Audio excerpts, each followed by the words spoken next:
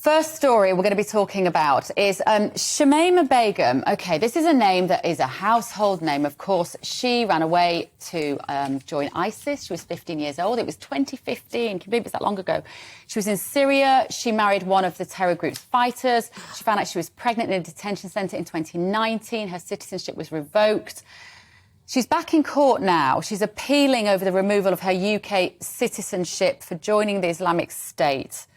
Let me come to you, Laila. How do you think this girl should be treated now by the I think authorities? It's absolutely vile the way that we've treated her. She was a baby. I mean, my daughter's 15, and, you know, sex trafficking, human trafficking. We can't fight for these things, and then when it happens in our own territory, we're responsible for her. Yeah. We can't just fob her off to Syria, to Afghanistan, or to wherever, you know, we want to. We created her.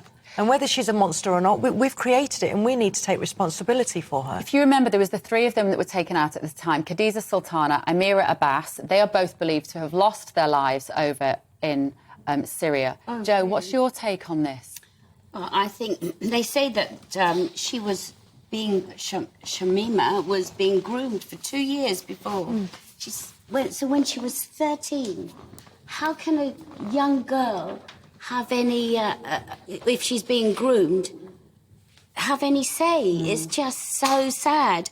I think we ought to really see what sort of state mentally she's in now, and see if she's really has been radicalised or not. Well, she lost 3 children. She's given birth to lost 3 children. I mean, she's not going to be, let's face it, Liam, she's not going to be that stable emotionally, one might say.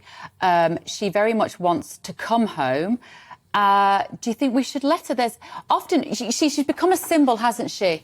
Her story's taken on it. She's become a symbol of whether we are a soft touch when it comes to allowing people to live in this country who do not have our best interests at heart. Yeah, she's also become a symbol of, are we being naive when it comes to the extent to which young people are being radicalised online, particularly young people from Asian backgrounds who may have sympathy with certain sort of geopolitical outlooks.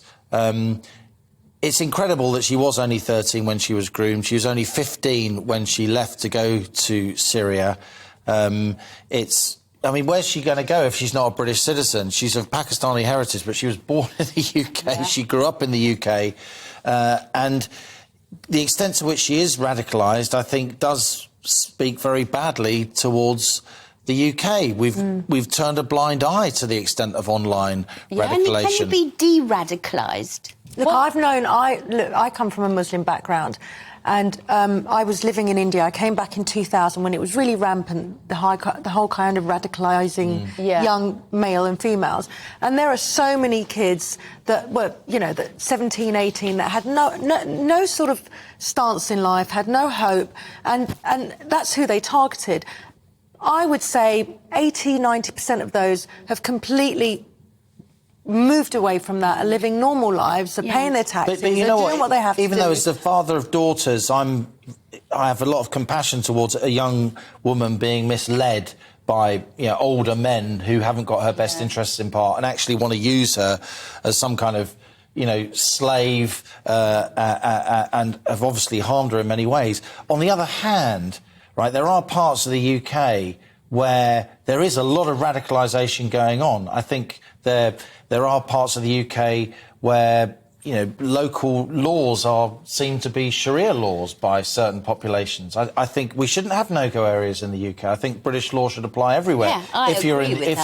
That should apply to the UK. And I think moderate Muslims have to speak out more about this. But why should we speak out more? It's you don't speak out about everything that, I don't know what background anything that Ireland does. Why is it for me to speak out about You'll these find things? The Irish community in Britain, of which I'm a proud member, spoke out a lot about IRA terrorism at the time. Yes, but not everybody does it. I'm saying it's not down to us to make a speech about Okay, let me put it like this. I don't think being culturally oversensitive should stop us and our law enforcement authorities and indeed our community more broadly from calling out where there is radicalisation going on openly in this country. I mean, we're overwhelmingly, broadly a successful multicultural nation, despite the problems that we have, and obviously we have problems. It would be naive to say that we don't. But multiculturalism can only be sustained and have consent if more radical elements are called out. And the danger here is that in showing compassion towards Shamima Begum, we may be seen to be going soft on radicalisation of our young people that's going on in person in the UK and somehow. You've got to be naive not to talk about that. It's an everywhere problem. I think what we probably all agree on is that there is a radicalisation problem in this country, which the authorities have not been strong enough on clamping down. I think we need to be really careful that people don't jump onto this girl who no doubt did a terrible thing, but was 15 when she left. And I remember in 2015 thinking, well, she's adult enough to go. She's adult enough. She knows not then 15. Guess what I had? Then I had a 15-year-old. Yeah. And then I realised that 15-year-olds think they know everything and they know absolutely nothing, and she was still who was groomed from the age of 13. So I think we have to be... I think it's OK. I think we can support Shamima Begum being brought back here, possibly used to help us understand how this happens, right? Use her for some good. Cooperate with her, collaborate, work out how that happened. You can still think that it's not OK to live in a country in which people are allowed to be radicalised while still welcoming her back to the country. Welcoming is possibly a little exaggeration, but allowing her back. Right.